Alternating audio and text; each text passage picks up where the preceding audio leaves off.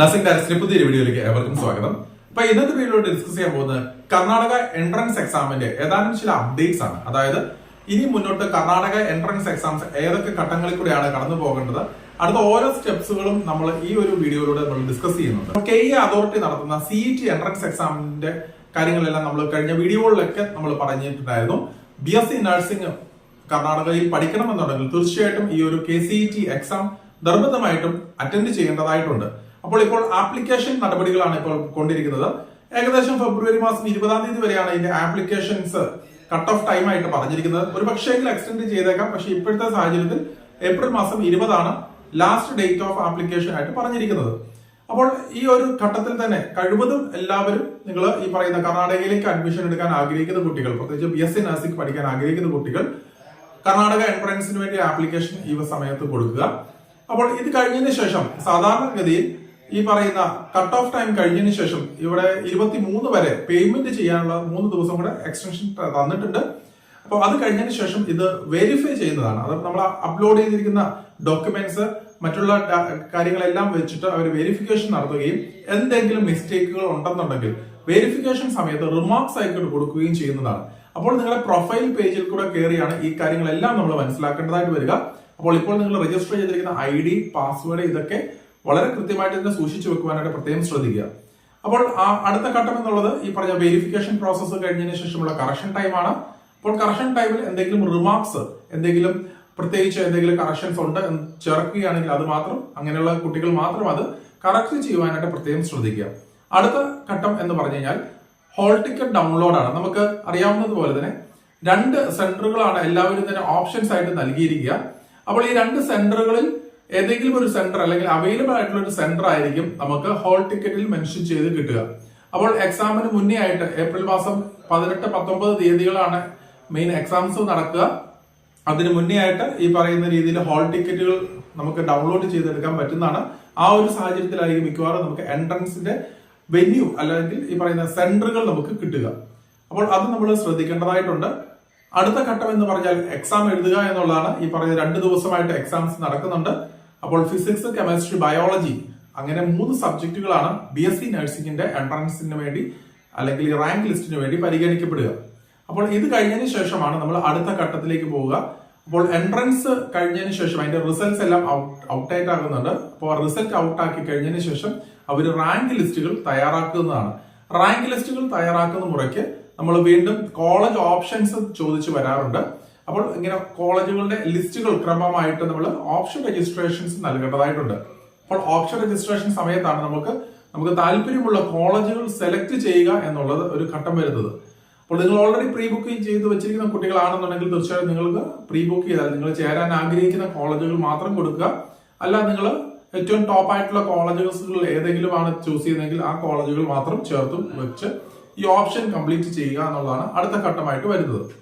അപ്പോൾ option registration കഴിഞ്ഞതിന് ശേഷമാണ് ഓരോ അലോട്ട്മെന്റ് പ്രോസസ്സുകളായിട്ട് വരിക. അപ്പോൾ ഓരോ അലോട്ട്മെന്റിലും നമുക്ക് കൊടുത്തിരിക്കുന്ന ആപ്ലിക്കേഷൻസ്, നമ്മുടെ റാങ്ക് ലിസ്റ്റുകൾ, നമ്മുടെ പ്രയോറിറ്റി, ഇങ്ങനെ പല ഘട്ടങ്ങളിൽ പല കാര്യങ്ങൾ പരതട്ടമാക്കിയാണ് ഈ പറയുന്ന രീതിയിൽ നമുക്ക് അലോട്ട്മെന്റ് ഒരു കോളേജ് അലോട്ട് ചെയ്ത് കിട്ടുക. അപ്പോൾ അലോട്ട്മെന്റ് ലഭിച്ചു കഴിഞ്ഞാൽ ഈ പറയുന്ന അലോട്ട്മെന്റ് മെമ്മോ നമ്മൾ ഡൗൺലോഡ് ചെയ്തെടുക്കേണ്ടതായിട്ടുണ്ട്. ഈ അലോട്ട്മെന്റ് മെമ്മോയും ഡൗൺലോഡ് ചെയ്ത് അതിന്റെ പ്രിന്റുമായിട്ടാണ് നമ്മൾ കോളേജിൽ ചെന്ന് റിപ്പോർട്ട് ചെയ്യേണ്ടതായിട്ട് വരിക. അപ്പം ഇത്രയുമാണ് സാധാരണഗതി ഈ പറയുന്ന KCETയുടെ എക്സാമും അതിനോടനുബന്ധിച്ചുള്ള മറ്റുള്ള സ്റ്റെപ്സും നമ്മൾ മനസ്സിലാക്കുക. അപ്പോൾ ഇത്രയും കാര്യങ്ങൾ നമ്മൾ ഔട്ട്ലൈൻ ആയിട്ട് നമ്മൾ പറഞ്ഞിട്ടുണ്ട്. അപ്പോൾ പല കുട്ടികളും KEയുടെ രജിസ്ട്രേഷൻസിന് വേണ്ടി ഞങ്ങളുടെ അടുത്ത് ഹെൽപ്പ് ചോദിച്ചിരുന്നു. അപ്പോൾ തീർച്ചയായിട്ടും ഞങ്ങൾ അത് ഹെൽപ്പ് കാര്യങ്ങളെല്ലാം ചെയ്തു കൊടുത്തിട്ടുണ്ട്. അപ്പോൾ തീർച്ചയായിട്ടും ഇത്രയും സ്റ്റെപ്പുകൾ, ഇത്രയും പ്രോസസ്സിലെല്ലാം തന്നെ അവർക്ക് എല്ലാവിധ ഹെൽപ്പുകളും സപ്പോർട്ടുകളും നൽകുന്നതാണ്. അപ്പോൾ തീർച്ചയായിട്ടും ഇനിയും ഏതെങ്കിലും കുട്ടികൾ അങ്ങനെ KEയുടെ രജിസ്ട്രേഷൻ ചെയ്യാനുള്ള കുട്ടികളായിക്കോട്ടെ, ചെയ്ത കുട്ടികളായിക്കോട്ടെ, അപ്പോൾ ഇതിന് എന്തെങ്കിലും എൻട്രൻസിന്റെ റിലേറ്റഡ് ആയിട്ടുള്ള എന്തെങ്കിലും ഹെൽപ്പ് വേണമെന്നുണ്ടെങ്കിൽ തീർച്ചയായിട്ടും നിങ്ങൾക്ക് താഴെയുള്ള ഡിസ്ക്രിപ്ഷനുള്ള നമ്പറിൽ കോൺടാക്ട് ചെയ്യാവുന്നതാണ്. അപ്പോൾ ഒരിക്കൽ കൂടി ഞാൻ പറയട്ടെ, നമ്മൾ KCETയുടെ എൻട്രൻസ് എക്സാമിന്റെ ഒരിക്കൽ കൂടി ഞാൻ പറയട്ടെ, ഇപ്പോൾ നമ്മൾ ആപ്ലിക്കേഷൻ ടൈമാണ് ഫെബ്രുവരി മാസം 20-ാം തീയതി വരെയാണ് അപ്ലൈ ചെയ്യാനുള്ള സമയം. 23-ാം തീയതി വരെ നമുക്ക് പേയ്മെന്റ് ചെയ്യാനുള്ള സമയമാണ് ഇപ്പോൾ നൽകിയിരിക്കുന്നത്. അടുത്ത ഘട്ടം എന്നുള്ളത് വെരിഫിക്കേഷൻ കഴിഞ്ഞിട്ടുള്ള കറക്ഷൻ ടൈമാണ്.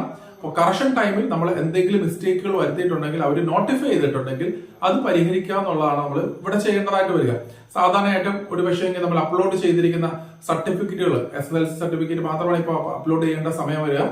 അപ്പോൾ ആ സർട്ടിഫിക്കറ്റ് ക്ലിയർ അല്ലാത്ത, ക്ലാരിറ്റി ഇല്ലാത്ത സർട്ടിഫിക്കറ്റുകളോ ഈ സിഗ്നേച്ചർ, മറ്റുള്ള ഇങ്ക് കാര്യങ്ങൾ, തമ്പ് ഇംപ്രഷൻ, ഇങ്ങനത്തെ കാര്യങ്ങളൊക്കെ വളരെ ക്ലിയർ അല്ല എന്നുണ്ടെങ്കിൽ തീർച്ചയായിട്ടും റിമാർക്സ് വരാനുള്ള സാധ്യതകൾ. അപ്പോൾ അങ്ങനെയുള്ള സാഹചര്യത്തിൽ നിങ്ങൾക്ക് മാറ്റി കൊടുക്കാവുന്നതാണ്. പുതിയതായിട്ടുള്ള ഡോക്യുമെന്റ്സ് നിങ്ങൾക്ക് ആഡ് ചെയ്യാം, അല്ലെങ്കിൽ വേറെ എന്തെങ്കിലും മിസ്റ്റേക്ക് ഉണ്ടെങ്കിലും ഈ ഒരു സമയത്ത് റെക്ടിഫൈ ചെയ്യുക എന്നുള്ളതാണ് ചെയ്യേണ്ടതായിട്ട് വരിക. അടുത്ത ഘട്ടം എന്നുള്ളത് നമ്മൾ ഹോൾ ടിക്കറ്റ് ഡൗൺലോഡ് ചെയ്യുക എന്നുള്ളതാണ്. അപ്പോൾ ഹോൾ ടിക്കറ്റ് ഡൗൺലോഡ് ചെയ്യുന്ന സമയത്തായിരിക്കും മിക്കവാറും വരുന്ന എക്സാം സെന്ററുകളും അതിനകത്ത് കൊടുക്കുക. അപ്പോൾ നമ്മുടെ പ്രിഫറൻസസ് അനുസരിച്ച്, അവൈലബിലിറ്റി അനുസരിച്ചായിരിക്കും നമുക്ക് സെന്ററുകൾ ലഭിക്കുക. അടുത്ത ഘട്ടം നമ്മൾ എക്സാം എഴുതുക എന്നുള്ളതാണ്. ഏപ്രിൽ മാസം 18, 19 തീയതിയാണ് ഇപ്പോൾ നിലവിൽ പറഞ്ഞിരിക്കുന്ന ഡേറ്റുകൾ. വീണ്ടും നമ്മൾ റിസൾട്ടുകൾ പബ്ലിഷ് ചെയ്യും. അതായത് എൻട്രൻസ് എക്സാം കഴിഞ്ഞിട്ടുള്ള അതിന്റെ റാങ്ക് ലിസ്റ്റുകൾ അല്ലെങ്കിൽ മാർക്കിനെ അടിസ്ഥാനപ്പെടുത്തി റാങ്ക് ലിസ്റ്റുകൾ പബ്ലിഷ് ചെയ്യപ്പെടുന്നതാണ്. വീണ്ടും നമുക്ക് കോളേജ് ഓപ്ഷൻസ് ഉണ്ട്. കോളേജ് ഓപ്ഷൻസ് എന്ന് പറഞ്ഞാൽ നമുക്ക് നമ്മുടെ പ്രയോറിറ്റി അനുസരിച്ച്, നമ്മുടെ പ്രിഫറൻസസ് അനുസരിച്ച് നമ്മൾ കോളേജുകൾ സെലക്ട് ചെയ്യുക എന്നുള്ളതാണ്. കർണാടകയിൽ നിരവധി കോളേജുകളുണ്ട് BSc നഴ്സിംഗിനായിട്ട്. അപ്പൊ അതുകൊണ്ട് തന്നെ നല്ല കോളേജുകൾ, റെപ്യൂട്ടഡ് ആയിട്ടുള്ള കോളേജുകൾ നിങ്ങൾ സെലക്ട് ചെയ്യാനുള്ള ഒരു അവസരമാണ് ഇവിടെ ലഭിക്കുക. അടുത്ത ഘട്ടം എന്നുള്ളത് നമുക്ക് കോളേജ് ഓപ്ഷൻസ് കഴിഞ്ഞതിന് ശേഷമാണ് അലോട്ട്മെന്റ് ലഭിക്കുക. അലോട്ട്മെന്റ് നമ്മൾ പ്രിഫറൻസസ്, റാങ്ക് ഇതെല്ലാം പരിഗണിച്ച് നമുക്ക് നല്ലൊരു കോളേജ് അല്ലെങ്കിൽ അലോട്ട് ചെയ്ത് കിട്ടുന്നതാണ്. അലോട്ട്മെന്റ് കിട്ടിക്കഴിഞ്ഞതിന് ശേഷമാണ് നമുക്ക് അലോട്ട്മെന്റ് മെമ്മോ ഡൗൺലോഡ് ചെയ്തെടുക്കുകയും കോളേജിൽ ചെന്ന് റിപ്പോർട്ട് ചെയ്യുകയും ജോയിൻ ചെയ്യുകയും ചെയ്യേണ്ട ഒരു ഘട്ടം. അപ്പൊ ഇത്തരം കാര്യങ്ങളാണ് KCET വഴി നമ്മൾ ചെയ്യേണ്ടതായിട്ട് വരിക. അപ്പോൾ എല്ലാ കുട്ടികളും നിങ്ങളുടെ ഫ്രണ്ട്സിനോടൊക്കെ ഈ KCETയുടെ ആപ്ലിക്കേഷൻ കൊടുക്കുവാനായിട്ട് ഉള്ള കാര്യങ്ങളൊന്ന് ശ്രദ്ധിക്കാൻ പറയുക. കാരണം ഇതുവരെയും കേരളത്തിലും തമിഴ്നാട്ടിലും എൻട്രൻസിന്റെ കാര്യമോ മറ്റുള്ള കാര്യങ്ങളോ ഒന്നും ഇതുവരെയും അപ്ഡേറ്റ്സ് ഒന്നും കിട്ടിയിട്ടില്ല. കർണാടകയിൽ നമ്മൾ നോക്കിക്കഴിഞ്ഞാൽ കഴിഞ്ഞ വർഷം 1000 രൂപയായിരുന്നു ആപ്ലിക്കേഷൻ ഫീസ്. ഇപ്പോൾ അത് 2 ഇരട്ടിയിൽ മതി, 2500 രൂപയിലേക്ക് അങ്ങ് കൂട്ടിയിട്ടുണ്ട്. പക്ഷെ നമുക്ക് വേറെ ഓപ്ഷൻസ് ഇല്ല. നമുക്ക് എവിടെയെങ്കിലും നല്ലൊരു കോളേജിൽ നോക്കി, അല്ലെങ്കിൽ നമുക്ക് ഈ പ്രൊഫഷണൽ കോഴ്സ് പഠിക്കുക എന്നുള്ളതാണ് നമുക്ക് ആത്യന്തികമായിട്ട് നമുക്ക് മുന്നിലുള്ള ഒറ്റ ലക്ഷ്യം. അതുകൊണ്ട് തന്നെ 2500 രൂപയാണെങ്കിലും ആപ്ലിക്കേഷൻ ഫീസ് നൽകി നമ്മൾ ജോയിൻ ചെയ്യാതെ വേറെ നിവൃത്തിയില്ല. അപ്പോൾ അങ്ങനെയുള്ള സാഹചര്യം നമ്മൾ മുന്നിൽ കണ്ടു തന്നെ ഈ പറയുന്ന കോളേജുകളിലേക്കൊക്കെ ജോയിൻ ചെയ്യാനായിട്ട് പ്രത്യേകം ശ്രദ്ധിക്കുക. അതുപോലെ തന്നെ പല കുട്ടികളും ചോദിക്കുന്നുണ്ട് പ്രീ ബുക്ക് ചെയ്ത് വെക്കണോ എന്നുള്ളത്. നമ്മൾ പ്രീ ബുക്ക് ചെയ്ത് ഞാൻ വീഡിയോയിലും റിപ്പീറ്റ് ചെയ്തിട്ടുള്ള ഒരു കാര്യമാണ്. നമ്മൾ പ്രീ ബുക്ക് ചെയ്യാനായിട്ട് നല്ല കോളേജുകൾ നിങ്ങൾ സെലക്ട് ചെയ്യുക. അപ്പൊ സാധാരണയായിട്ട് 2 കാറ്റഗറിയിലുള്ള കുട്ടികളാണ് പ്രീ ബുക്ക് ചെയ്ത് വെക്കുക. അപ്പോൾ ഒന്നെങ്കിൽ ലോ പാക്കേജ് നോക്കുന്ന കുട്ടികളാണെന്നുണ്ടെങ്കിൽ അങ്ങനെയുള്ള കോളേജുകളായിരിക്കും നിങ്ങൾ ഒരു പക്ഷെങ്കിലും പ്രീ ബുക്ക് ചെയ്യാനുള്ള പോസിബിലിറ്റി ഉണ്ടാവുക. അപ്പോൾ ഒരു 7 ലക്ഷത്തിന് താഴെയായിട്ട്, ഭക്ഷണവും താമസവും എല്ലാം ഉൾപ്പെടെ 7 ലക്ഷത്തിന് താഴെയായിട്ട് ഫുൾ പാക്കേജ് കംപ്ലീറ്റ് ചെയ്യുന്ന കോളേജുകളെ സംബന്ധിച്ച് പറയുമ്പോൾ നിങ്ങൾ പ്രീ ബുക്ക് ചെയ്ത് വെക്കുന്നതായിരിക്കും, അതായത് അഡ്വാൻസ് ആയിട്ട് നിങ്ങൾ ബുക്ക് ചെയ്യുന്നതായിരിക്കും നിങ്ങൾക്ക് ഏറ്റവും അഡ്വാൻറ്റേജ് ആയിട്ട് ഉണ്ടാവുക. കാരണം KCET വഴി ഈ പറയുന്ന കോളേജുകളിലേക്കൊക്കെ നമ്മൾ അഡ്മിഷൻ എടുക്കുന്ന സാഹചര്യത്തിൽ തീർച്ചയായിട്ടും ഫീസ് ക്രമാതീതമായിട്ട് അവർ ഉയർത്താനുള്ള സാധ്യതകൾ കാണുന്നുണ്ട്. കാരണം KCET വഴി നമ്മൾ അഡ്മിഷൻ എടുത്തു കഴിഞ്ഞാൽ 1,40,000 രൂപയായിരിക്കും ട്യൂഷൻ ഫീസ് ആയിട്ട് നൽകേണ്ടതായിട്ട് വരിക. വീണ്ടും ഹോസ്റ്റൽ ഫീസും എല്ലാം ചേർന്ന് നല്ലൊരു എമൗണ്ട് വരാൻ സാധ്യതയാണ്. എന്ത് തന്നെയായാലും 8 ലക്ഷത്തിന് മുകളിലേക്ക് പോകാനുള്ള പോസിബിലിറ്റി ഉണ്ട്.